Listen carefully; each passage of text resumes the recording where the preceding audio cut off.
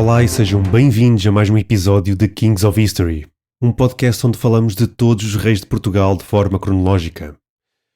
No último episódio vimos como o acumular de tensões dentro do reino acabou por explodir numa guerra civil. De um lado, Dom Dinis, do outro, o seu próprio filho e herdeiro, Dom Afonso. No final foi Dom Afonso quem conquistou aquilo por que lutava, o reconhecimento do seu direito legítimo ao trono de Portugal. Mas hoje recuamos um pouco. Quem era, afinal, Dom Dinis? Para além do rei, do político, do estratega, quem foi o homem?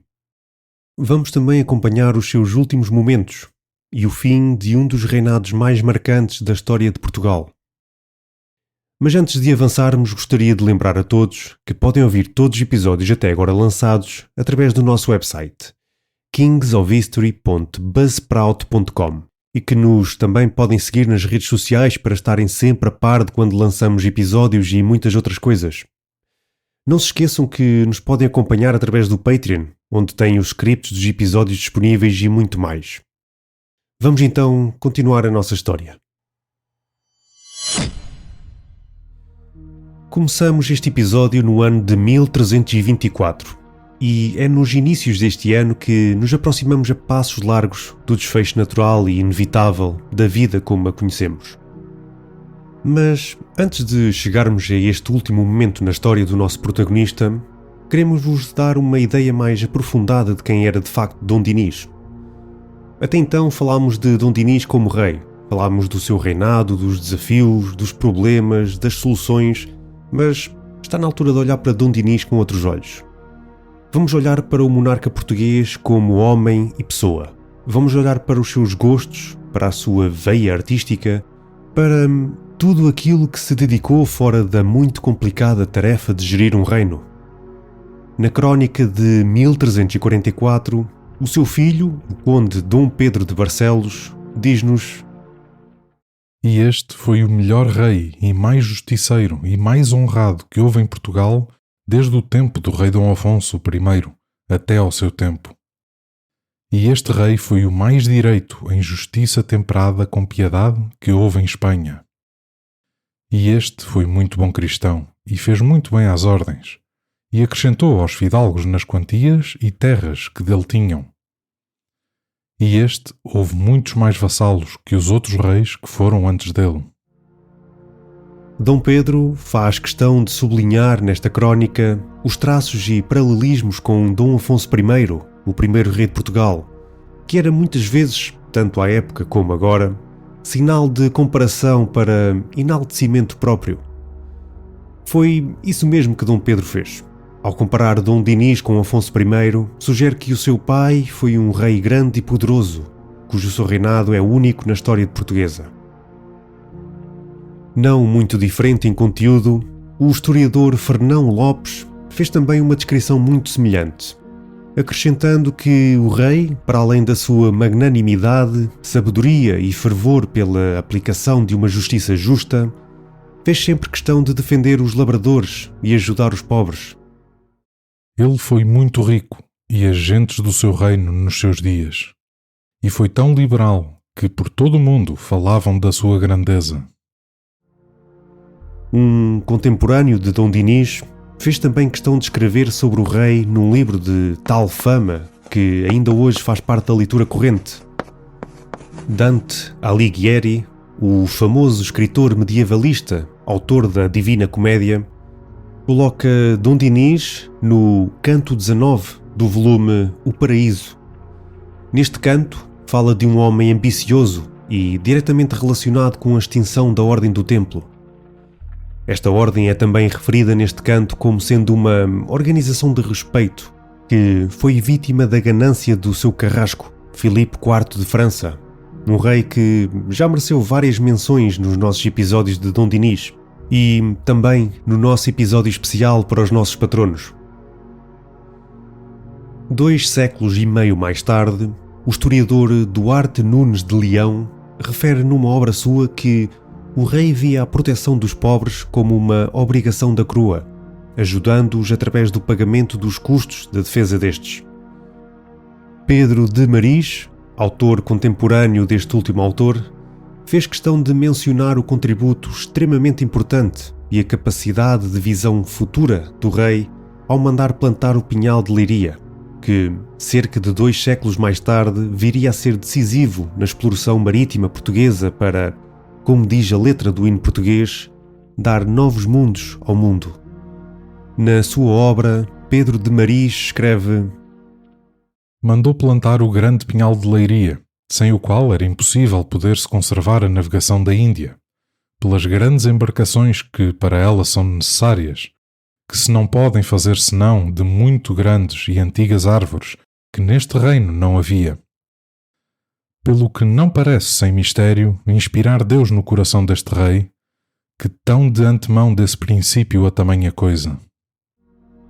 As obras que descrevem Dom Dinis são muitas, mas, dependendo da forma como olhamos para a sua personalidade, existe uma linha muito ténue entre aquilo que podemos chamar de inteligência e determinação e aquilo que pode ser visto como obsessão ou até mesmo teimosia na forma como o monarca português fazia sempre prevalecer a sua vontade.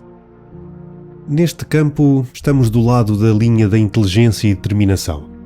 Algo que nos parece claro, depois de tudo o que vimos nos seus episódios. Ainda assim, há um traço que se destaca e que parece sempre sobressair em si: o seu pragmatismo, tanto político como judicial. No plano interno, isto refletia-se no combate persistente aos abusos senhoriais, uma luta que, ironicamente, acabaria por contribuir para futuras tensões dentro do reino, como vimos. Já na política externa, este mesmo pragmatismo manifestava-se na forma habilidosa como conduzia as relações com Castela, encontrando sempre soluções que favoreciam, acima de tudo, os interesses de Portugal. No que diz respeito ao cariz religioso, não há grandes dúvidas. Como temos vindo a falar durante a sua história, Dom Dinis era um homem profundamente crente. Um dos exemplos mais marcantes desta devoção é a construção do mosteiro de Odivelas, embora este esteja longe de ser a única prova da sua fé. Os seus testamentos incluíam, de forma consistente, elevadas quantias destinadas a instituições religiosas. Mas o seu apoio não se ficou por aí. Ao longo da sua vida fez também doações significativas para a construção e reabilitação de igrejas, mosteiros e conventos espalhados por todo o reino. Um esforço que era acompanhado pelo contínuo contributo para instituições, hospitais e albergarias. Por fim, e não menos importante, Dom Dinis dedicou muito do seu tempo e esforço no investimento da construção e reforço de castelos e fortificações em pontos estratégicos do território. Todas estas ações revelam que, no ideal de Dom Dinis, era importante haver um equilíbrio saudável entre a fé, o poder e a visão política. Equilíbrio este que marcou o seu reinado. Sabemos que a vida de Dom Dinis estava rodeada de feitos e lendas, mas há uma lenda que ainda não falamos, talvez por não ser propriamente relacionada com o monarca português, mas sim de alguém muito próximo. A lenda prende-se com a rainha Santa Isabel e o afamado Milagre das Rosas. É um tema recorrente na iconografia e na literatura da Idade Média portuguesa, especialmente em contextos ligados à vida dos santos. Mas o palco onde originalmente se diz que a história aconteceu foi provavelmente a Turíngia e envolveu outra atriz com o mesmo nome. Falamos da tia-avó da nossa Isabel de Aragão, Isabel da Hungria. A primeira vez que há registros de um suposto milagre das rosas foi com esta pessoa, e as histórias são tão semelhantes, assim como a condição de santas por aclamação popular, que podemos afirmar com segurança que um relato é inspirado noutro. Ainda assim, a versão portuguesa, atribuída à rainha Isabel de Aragão, esposa de Dom Dinis, apresenta algumas adaptações à realidade do reino. Ainda assim, a essência da história manteve-se. A devoção aos pobres, o aparecimento inesperado do marido, o momento do confronto e, claro está, o milagre. Segundo a lenda, numa manhã fria de inverno, a rainha desceu do castelo de Sabugal, ou de Coimbra, segundo outras versões, para distribuir pães aos mais desfavorecidos. Surpreendida pelo rei, que a questionou sobre o que levava no regaço, respondeu: "São rosas, senhor." Desconfiado, Dom Dinis insistiu que mostrasse. E, ao abrir o manto, a rainha revelou um ramo de rosas que haviam substituído milagrosamente os pães. Esta história coloca o rei de Portugal num prisma muito desfavorável. E embora não fosse mentira que Dom Dinis era muito preocupado com as propriedades e riquezas da coroa, coloca a afirmação do poder do monarca no centro das atenções. Vamos passar agora ao tema que dá asas à imaginação a muitos quando falamos ou recordamos as histórias de um rei. Qual era o aspecto físico de Dom Dinis? A primeira descrição física que temos de Dom Dinis surge apenas séculos depois da sua morte. Esta primeira descrição vem de Dom António Caetano de Sousa, um escritor eclesiástico do século XVII que, para a falta de melhores palavras, arriscou numa descrição sem qualquer informação prévia. Isto porque nenhuma crónica medieval nos deixou um retrato físico do rei, nem sequer Dom Pedro de Barcelos, filho de Dom Dinis e ávido cronista, se dedicou a esse registro. Quanto à descrição em si, esta é breve e pouco esclarecedora. Dom António escreve que o rei era de estatura proporcionada, cabelos negros, o rosto cheio mais de majestade que de gentileza. Uma descrição que no fundo diz muito pouco ou mesmo nada. Não nos podemos esquecer que certamente existiria alguma cautela para não ferir o orgulho monárquico, visto que, embora separados por uma distância temporal grande, o trono português continuava ocupado por um descendente de Dom Dinis, neste caso Dom João V. No entanto, no ano de 1938, o túmulo de Dom Dinis foi aberto acidentalmente, quando decorria a restauração do mosteiro de Odivelas. Este acidente permitiu a observação do corpo do monarca. Este estava num nível de conservação notável, tendo em conta os mais de 600 anos que tinham passado. A conservação do corpo era de tal forma que, para além das ossadas estarem bem preservadas, o corpo continha ainda porções da sua pele. Esta análise ao corpo de Dom Dinis permitiu, para além de muitas outras coisas, concluir que a descrição dada por Dom António não podia ter sido mais ao lado. Apesar de não se poder identificar a beleza do rei, um traço que já por si é muito subjetivo, a análise do seu corpo indica que ele seria estreito e que não teria mais do que 1,65 m de altura, sendo portanto de baixa estatura.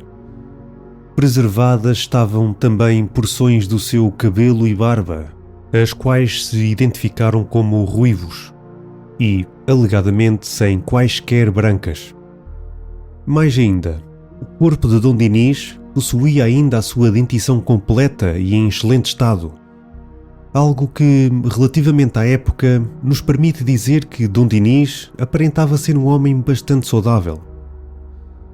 Mais recentemente, a 25 de julho de 2019, o seu túmulo foi novamente aberto num trabalho de investigação iniciado por uma equipa liderada pela antropóloga forense Eugénia Cunha, com autorização do Ministério da Cultura. Neste trabalho de valor cultural incalculável, foi possível, com recurso a várias tecnologias modernas, traçar um retrato físico muito mais rigoroso de Dom Dinis. Confirmou-se, desde logo, que o rei terá morrido já com mais de 60 anos, uma idade relativamente avançada para a época. A sua estatura rondaria cerca de 1,65 m, uma altura que estava em linha com as estimativas de 1938. Curiosamente, este dado ganha mais relevo quando comparado com a sua esposa, Rainha Dona Isabel, que seria uma mulher alta, tanto para os padrões da altura como para os de hoje em dia. Dona Isabel tinha cerca de 1,75 m de altura. Do ponto de vista da saúde, os estudos revelam que Dom Dinis sofria de osteoartrose moderada, também conhecida como artrose, bem como possíveis sinais de herniação nas vértebras. A análise da dentição trouxe também informações interessantes.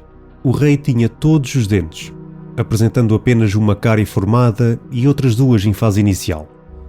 Foi ainda identificado desgaste nos molares superiores que, embora não conclusivo, pode indicar a presença de alguma doença periodontal.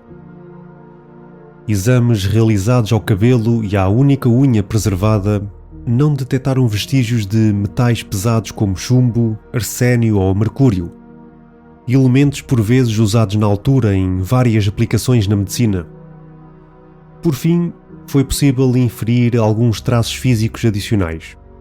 Tudo indica que Dom Dinis teria olhos claros, provavelmente azuis, e tanto o cabelo como a pele seriam de tonalidade clara. No entanto, contrariamente às descrições mais antigas, sobretudo a de 1938, o seu cabelo poderá não ter sido ruivo. Esta coloração pode resultar do processo de decomposição, o que aponta antes para uma tonalidade mais próxima ao loiro. Com estes dados, uma tentativa de reconstituição facial foi efetuada pelo Face Lab da Universidade John Moores de Liverpool, com a ajuda de inteligência artificial na análise do TAC feito ao crânio. Importa aqui referir que os enormes avanços dados no campo da inteligência artificial nos últimos anos podem fazer com que a fidedignidade produzida em 2019 não seja a mesma caso o estudo fosse novamente feito agora em 2026. Vamos agora voltar ao passado e rever a vida do rei português. Dom Dinis era um homem viajado. A sua itinerância com a corte, um pouco por todo o reino, assim o demonstrava, tal como faziam a maior parte dos seus antecessores. Como tal, em muitas destas suas itinerâncias, não será de espantar que se tenha cruzado com bons locais para a prática de uma das suas atividades de preferência, a caça. Claro que a caça era já uma das atividades lúdicas mais praticadas pela nobreza e aristocracia medieval, um pouco por toda a Europa. Contudo, Dom Dinis foi mais à frente.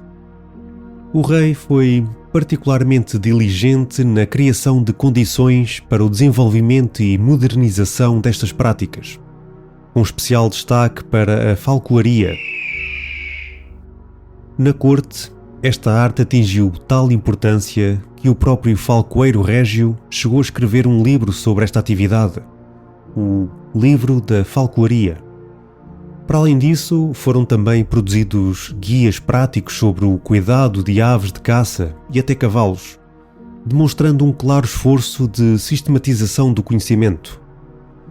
Mas a intervenção de Dom Dinis não se ficou apenas pela prática ou pela teoria. Em 1288, através do seu poder judicial, mandou redigir uma lei que obrigava qualquer pessoa que encontrasse aves de rapina a comunicar esse facto ao conselho da sua área de residência.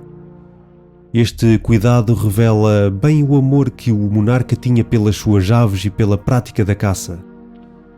Este é um aspecto tão importante no mundo do monarca português que chega a ser mencionado nos seus testamentos, onde determina que as suas aves devem ficar ao cuidado dos seus tratadores.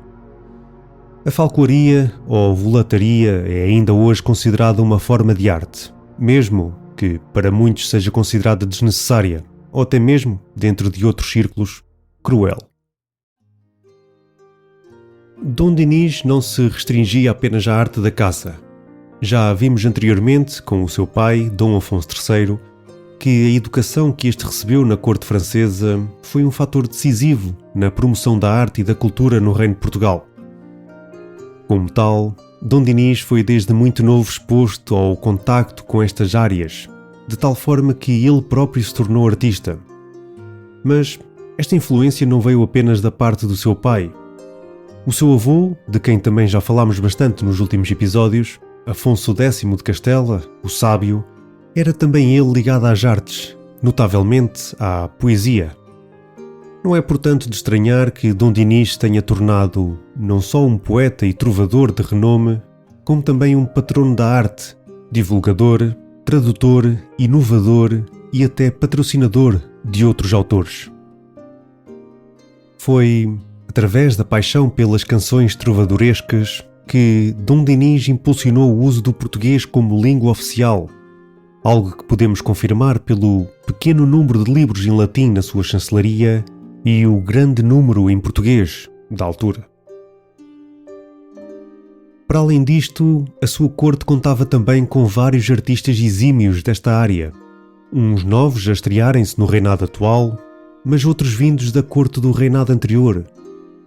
Contudo, o rei, artista completo, reinava mais alto que todos os outros trovadores no que respeita à arte. Dom Dinis é o trovador que mais canções e composições musicais escreveu em toda a Península Ibérica, deixando-nos com 73 cantigas de amor, 51 cantigas de amigo, 10 cantigas de escárnio e maldizer e ainda 3 pastorelas que prefazem um total de 137 composições. Todas estas composições foram muito apreciadas e admiradas, quer em Portugal, quer além fronteiras, e até, séculos mais tarde, com referências por parte do grande e possivelmente maior poeta português, Luís Vaz de Camões. Como podemos ver, não nos podemos admirar que Dom Dinis seja também conhecido como Rei Poeta. Pedimos já desculpa, mas, apesar da nossa diminuta habilidade musical, especialmente comparado com a deste rei, iremos na mesma dar-vos alguns exemplos de algumas estrofes de algum dos tipos de canções trovadorescas. Das canções de amor. Ai, Senhor Formosa, por Deus, e por quão boa vos ele fez, doede-vos alguma vez de mim e destes olhos meus, que vos viram por mal de si, quando vos viram e por mim. Das canções de amigo. Ai, flores do verde pino, se saberdes novas do meu amigo? Ai, Deus, e o é. Vós me perguntardes pelo vosso amigo? E eu, bem vos digo, que é sã e vivo. Ai, Deus, e o é. Das canções de escárnio e maldizer. Esta mula pode ele provar por sua, que não podom dele levar, pelo direito se a não forçar. Cá moram bem cento naquela rua, per que ele poderá provar muito bem, que aquela mula que ora tem, que a teve sempre, mentre foi mula. Depois deste momento marcante na história do nosso podcast, temos de enfrentar a dificuldade que é alargar uma boa história de vida, preenchida de decisões, aventuras, intriga, poder e energia. Porém, o inevitável aproxima-se. Mas, antes de avançarmos, quero lembrar que se acharam interessante este tipo de cantigas, teremos mais exemplos destes disponíveis no Patreon para os patronos do respectivo tier. Como referimos no episódio anterior, depois do quase confronto em Coimbra, que existiu entre Dom Dinis e o seu filho Dom Afonso em 1322, o rei regressa a Lisboa. É precisamente aqui que surge o primeiro sinal de que a saúde do monarca, até agora robusta, começava a dar indícios de fragilidade. Dom Dinis queixa-se de uma indisposição, mas o que realmente aconteceu é-nos desconhecido por completo. Poderia tratar-se de algo relativamente ligeiro, ou, quem sabe, de um episódio sério, como um pequeno acidente vascular ou um pequeno infarto. Ainda assim, tudo indica que não foi algo suficientemente grave. Até pelo contrário, o rei retoma rapidamente as suas funções e continua a governar. Aliás, ainda nesse mesmo ano de 1322, em dezembro, Dom Dinis lidera pessoalmente as suas tropas para um novo quase confronto com o seu filho, desta vez em Alvalade, um episódio que já falámos anteriormente. 2 anos mais tarde, depois do confronto no mês de janeiro em Santarém, com o seu filho e com as eventuais pazes acordadas, o rei desloca-se novamente até Lisboa.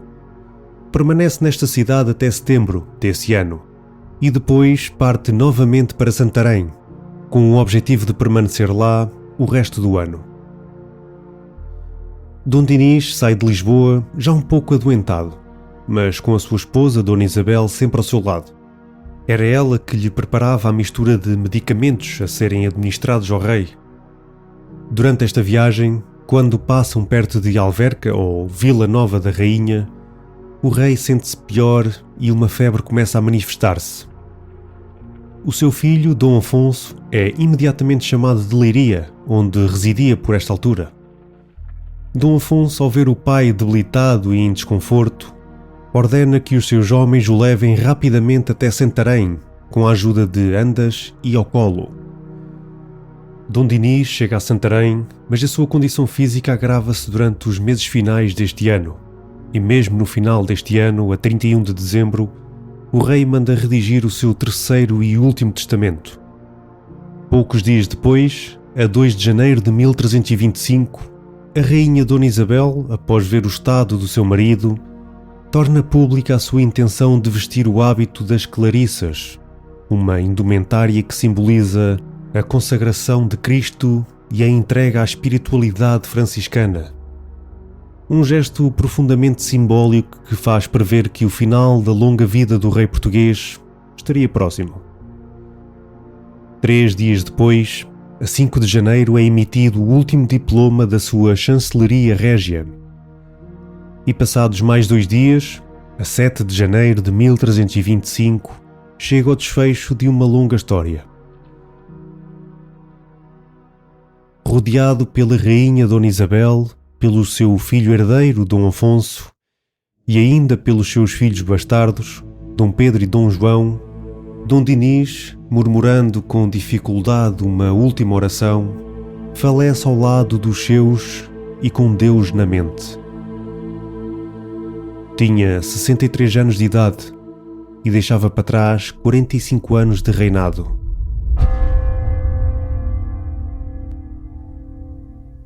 Dona Isabel, agora viúva, cumpre a promessa que tinha feito. Retira-se e veste o hábito das clarissas, um gesto de devoção que levaria consigo até ao fim dos seus dias. Enquanto isso, nos solenes preparativos fúnebres, é lido o último testamento do rei. Nele confirma-se o seu desejo final: repousar para sempre no mosteiro de Odivelas, a obra que ele próprio fundou. O corpo de Dom Dinis é então preparado com todo o cuidado. Vestem-no com uma túnica branca de lã, deitam-no no caixão com os braços cruzados sobre o peito e a cabeça apoiada numa almofada. Por fim, cobrem-no com um manto ricamente bordado a ouro, com decorações de pinhas, aves de rapina e flores de lis, simbolismos de poder, natureza e de realeza. Segue-se então a última viagem. A procissão fúnebre parte de Santarém em direção a Odivelas. Ao longo do caminho, o peso da história acompanha cada passo. À chegada, o rei é recebido por uma vasta comitiva de clérigos e fiéis, homens e mulheres que ali se juntam para testemunhar o fim de um reinado. Após a cerimónia, possivelmente conduzida pelo Bispo de Lisboa, o caixão é finalmente colocado no túmulo de pedra, no coração do coro da igreja do mosteiro, que o próprio Dom Dinis mandara preparar em vida. E é aqui que permanece. No seu túmulo, as pedras contam uma história. Gravuras esculpidas mostram um homem enfrentar um urso, cravando-lhe uma lâmina. Uma imagem que ecoa lendas antigas e a própria lenda que foi Dom Dinis. Assim termina a vida de Dom Dinis, um rei que semeou, construiu e deixou marcas profundas na terra e na memória de Portugal. Obrigado e um bem-aja a todos.